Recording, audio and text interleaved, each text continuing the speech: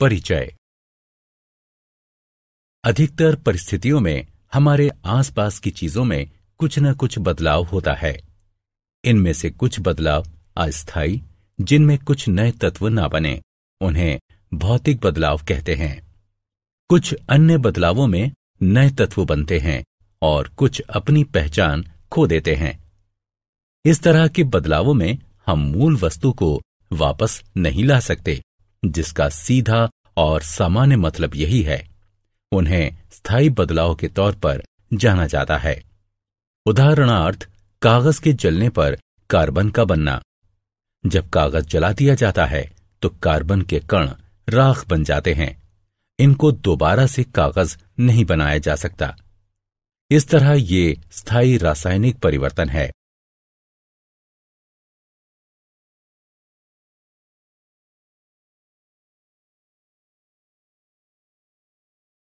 उद्देश्य।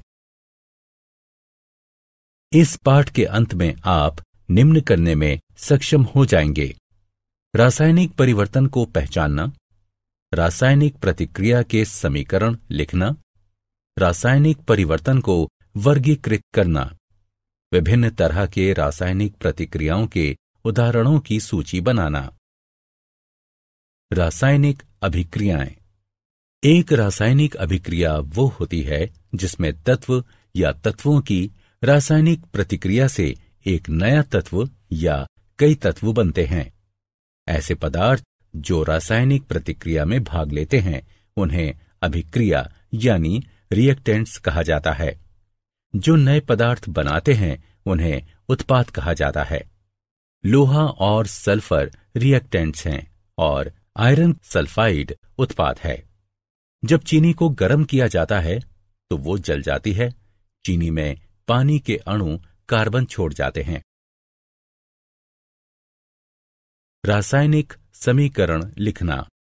रासायनिक अभिक्रिया में रिएक्टेंट्स एक या अधिक एक साथ प्रतिक्रिया करते हैं और एक नया यौगिक बनता है जिसे उत्पाद कहते हैं।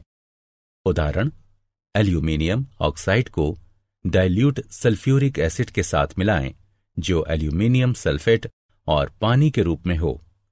इस अभिक्रिया को इस प्रकार से लिखा जा सकता है: aluminium oxide dilute sulphuric acid के साथ अभिक्रिया करके एल्यूमीनियम सल्फेट और पानी बनाता है।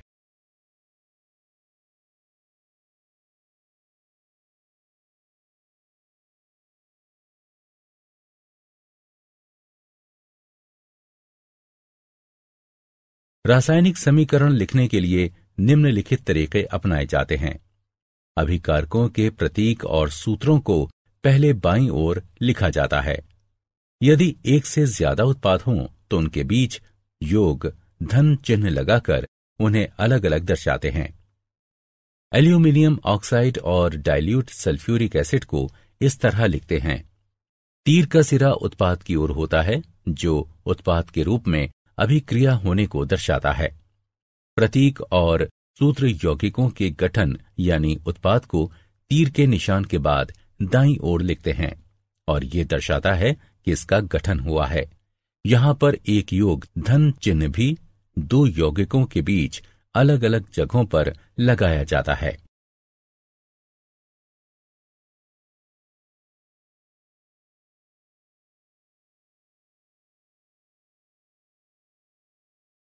संतुलित रासायनिक समीकरण। रासायनिक समीकरण द्रव्यमान के संरक्षण के नियम पर आधारित है। इस नियम के अनुसार द्रव्यमान का निर्माण नहीं किया जा सकता है और न ही रासायनिक अभिक्रिया में नष्ट किया जा सकता है। ऐसा सिर्फ तब संभव होता है जब हर परमाणु की कुल संख्या अभिकारक के बराबर हो, साथ ही समीकरण के उत्पादन जितनी हो।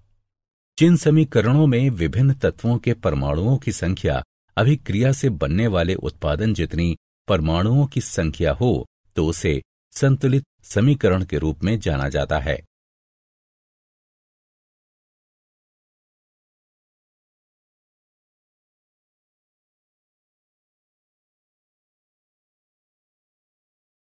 संतुलित समीकरण। उपरोक्त समीकरण एक असंतुलित समीकरण है।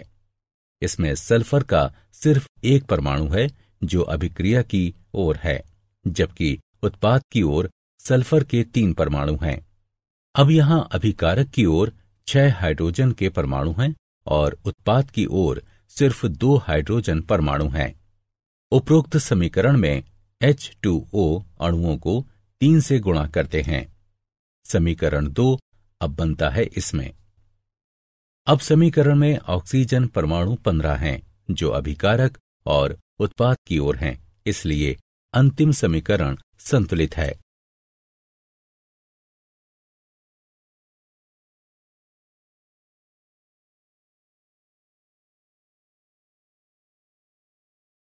रासायनिक अभिक्रियाओं के प्रकार। तत्वों और यौगिकों के मिश्रण से कई तरह के पदार्थ बनते हैं। लाखों यौगिक तत्वों या यौगिकों की रासायनिक अभिक्रियाओं से बनते हैं। रासायनिक अभिक्रियाओं में तापमान, दबाव, प्रकाश की उपस्थिति आदि के रूप में विभिन्न परिस्थितियों की आवश्यकता होती है।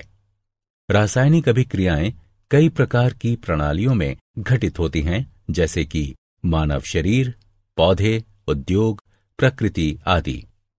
रासायनिक अभिक्रियाओं के 4 प्रकार होते हैं, जो कि इस प्रकार हैं: संयोजन अभिक्रिया, अपघटन अभिक्रिया, विस्थापन अभिक्रिया, द्विविस्थापन अभिक्रिया।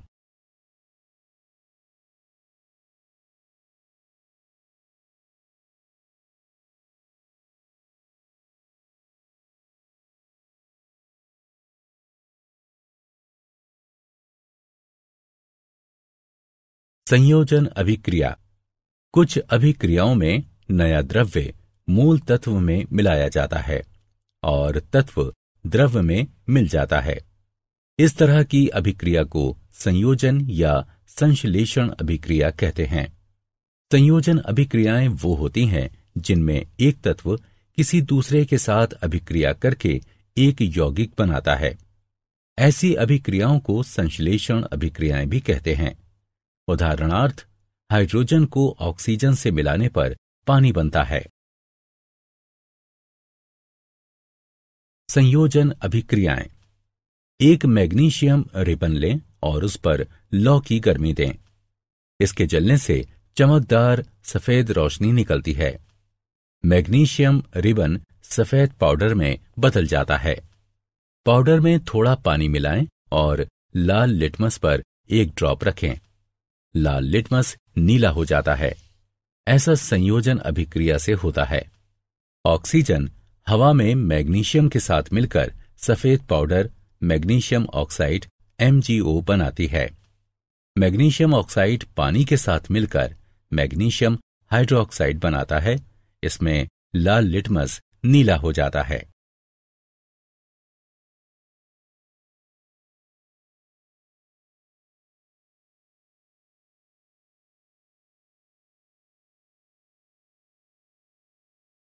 अपघटन अभिक्रियाएं। अपघटन अभिक्रियाएं वे होती हैं जिनमें एक यौगिक सरल यौगिकों में टूट जाता है।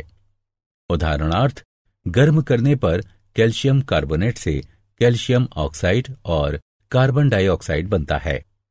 पानी का अपघटन करने पर जब इसे बिजली से गुजारा जाता है तो ये हाइड्रोजन और ऑक्सीजन देता है। अपघटन अभिक्रियाएं। संगमरमर का एक टुकड़ा लें, इसे चिमटे से पकड़ें। कुछ समय के लिए इस पर आग की गर्मी दें। इसे ठंडा होने दें। इसे पानी में डाल दें। फिर इसमें लाल लिटमस डालें। इस तरह लाल लिटमस नीले रंग में बदल जाता है। कैल्शियम कार्बोनेट यानी संगमरमर अपघटित होकर कैल्शियम ऑक्साइड और कार्बन डाइऑक्साइड बन जाता है। कैल्शियम ऑक्साइड के बनने पर पानी के साथ अभिक्रिया होती है जो उपरोक्त हल देता है, जिसमें लाल लिटमस नीले रंग में बदल जाता है। एक टेस्ट ट्यूब में 0.5 ग्राम जिंक कार्बोनेट लें। टेस्ट ट्यूब को एक काग और एक डिलीवरी ट्यूब में फिट करें। लौ से उसमें ऊष्मा दें। इससे एक रंगहीन गैस बाहर निकलती है। इस गैस को नींबू पानी से गुजारते हैं तो ये दूधिया हो जाता है। जिंक कार्बोनेट को गर्म करने से यह अपघटित होकर कार्बन डाइऑक्साइड गैस और जिंक ऑक्साइड बनाता है। कार्बन डाइऑक्साइड नींबू पानी को दूधिया कर देती है। एक चाइना डिश में 1.0 ग्राम फेरस सल्फेट लेकर गर्म करें। तेज गर्म करने पर फेरस सल्फेट का रंग हरे से बदलकर भूरा हो जाता है। एक तीखी महकदार गैस भी इससे बाहर निकलती है। ऐसा फेरस सल्फेट के अपघटन की वजह से होता है, जो ब्राउन फेरिक ऑक्साइड और SO2 और SO3 जैसी तीखी महकदार वाली गैस निकलती है।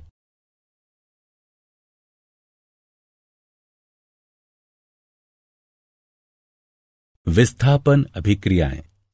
एक विस्थापन अभिक्रिया वो अभिक्रिया होती है जिसमें एक परमाणु या परमाणुओं का एक समूह एक अणु में मौजूद एक और परमाणु द्वारा विस्थापित होता है। उदाहरणार्थ, आयरन को जब कॉपर सल्फेट के विलयन के साथ मिलाया जाता है तो इससे कॉपर धातु बनती है। टेस्ट ट्यूब के 10 मिलीलीटर पानी में 0.5 ग्राम सिल्वर नाइट्रेट मिलाते हैं। टेस्ट ट्यूब में एक साफ कॉपर का तार जोड़ते हैं। इसे कुछ देर तक छोड़ देते हैं। सिल्वर की चमकीले क्रिस्टल तांबे के तार पर दिखाई देते हैं। इससे विलयन का रंग नीला सा हो जाता है, जो कॉपर नाइट्रेट के रूप में होता है।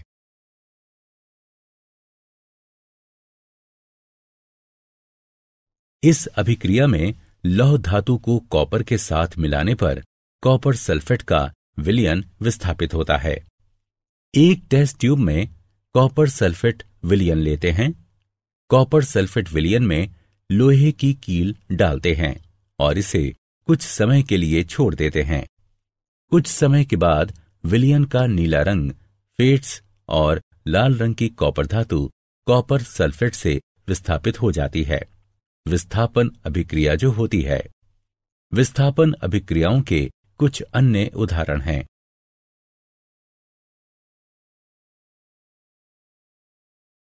द्विविस्थापन अभिक्रियाएं।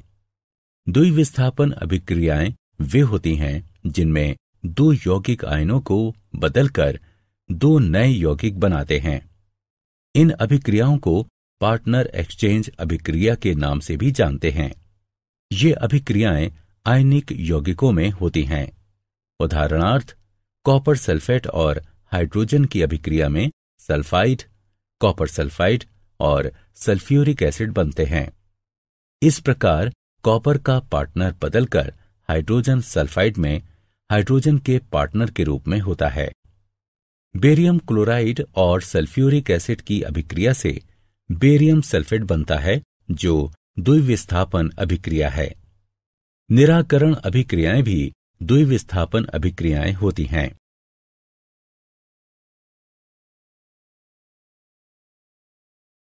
रेडॉक्स अभिक्रियाएं।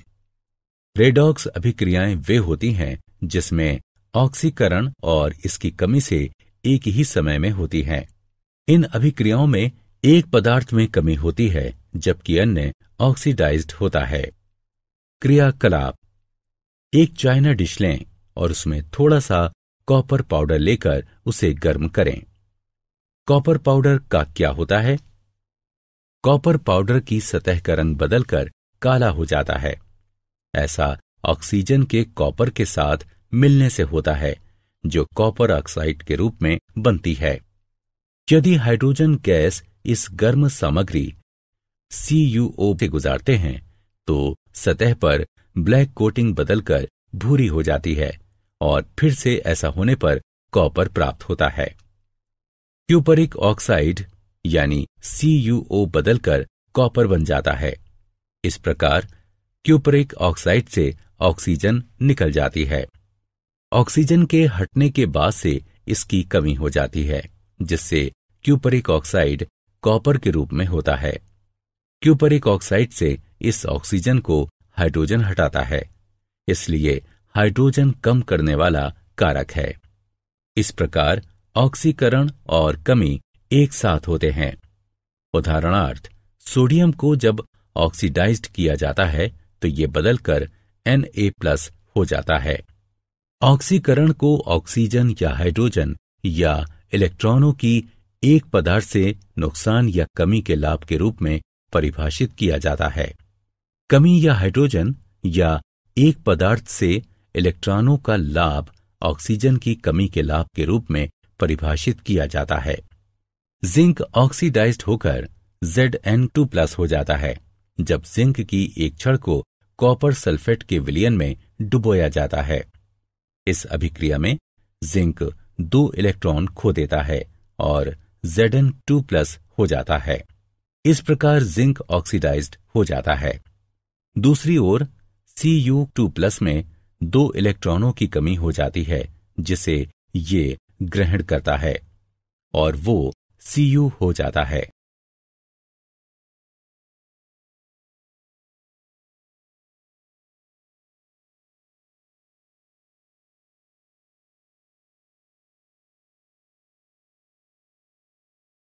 संक्षारण।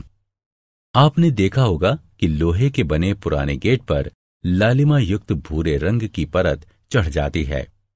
लोहे की चीजों में लालिमा युक्त भूरा रंग एक जंग होता है।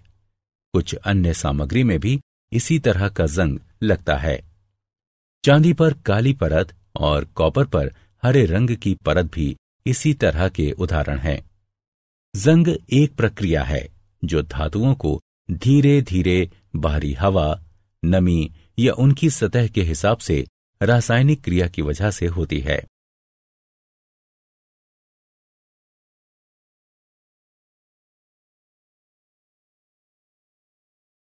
विकृत गंधिता। अगर एक धातु में अभिक्रियाशील होती है, इसकी सतह पर धीरे धीरे ऑक्सीजन और पानी यानी नमी की मार पड़ सकती है। धातु हवा में मौजूद ऑक्सीजन और पानी के वाष्प के साथ अभिक्रिया करके यौगिक बनाता है। इन यौगिकों के बनने से धातु की सतह पर असर होता है। इससे धातु की सतह कमजोर हो जाती है। धातु की सतह पर यौगिकों के बनने से धीरे धीरे उसकी सतह और कमजोर हो जाती है और फिर हवा और पानी की वजह से इसे नुकसान होता है। यह प्रक्रिया आगे भी चलती रहती है। इस तरह हवा और पानी धीरे धीरे पूरी धातु को ही नष्ट कर देते हैं। जब हम खाद्य सामग्री, वसा या तेल को लंबे समय तक रखते हैं तो ये वकृत गंधी हो जाते हैं और एक समय के बाद इसके दुर्गंध और स्वाद बदल जाते हैं। ऐसा खाद्य सामग्री के बासी हो जाने की वजह से होता है।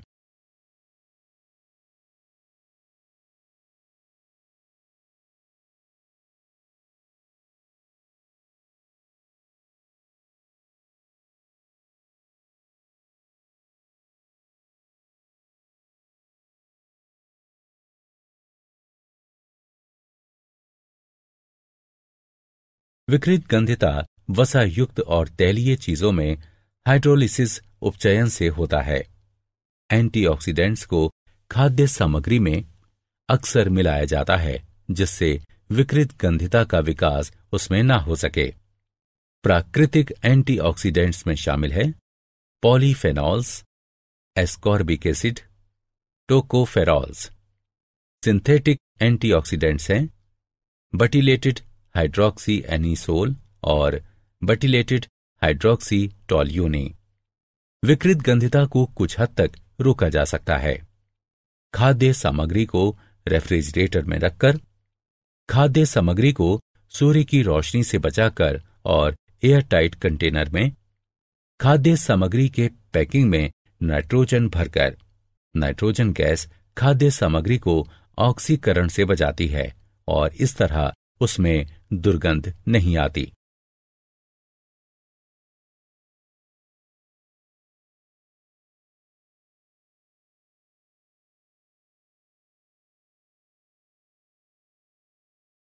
क्या आप जानते हैं स्लैग्ड चूने का उत्पादन CaOS जमा H2O L gives CaOH2 AQ की अभिक्रिया से होता है, जिसका प्रयोग दीवारों की पुताई में किया जाता है।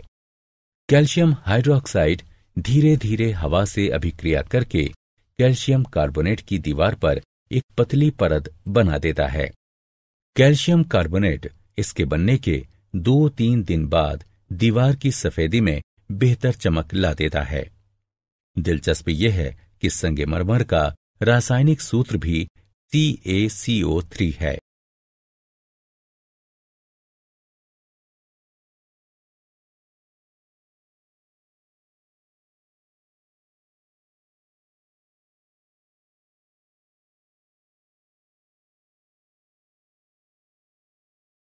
सारांश।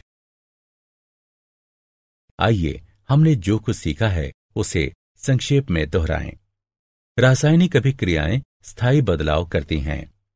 प्रत्येक रासायनिक अभिक्रिया एक संतुलित रासायनिक समीकरण द्वारा दर्शाई जा सकती है। विभिन्न प्रकार की रासायनिक अभिक्रियाओं की चर्चा करें। संयोजन अभिक्रियाएं, अपघटन अभिक्रियाएं, विस्थापन अभिक्रियाएं, द्विविस्थापन अभिक्रियाएं और रेडॉक्स अभिक्रियाएं।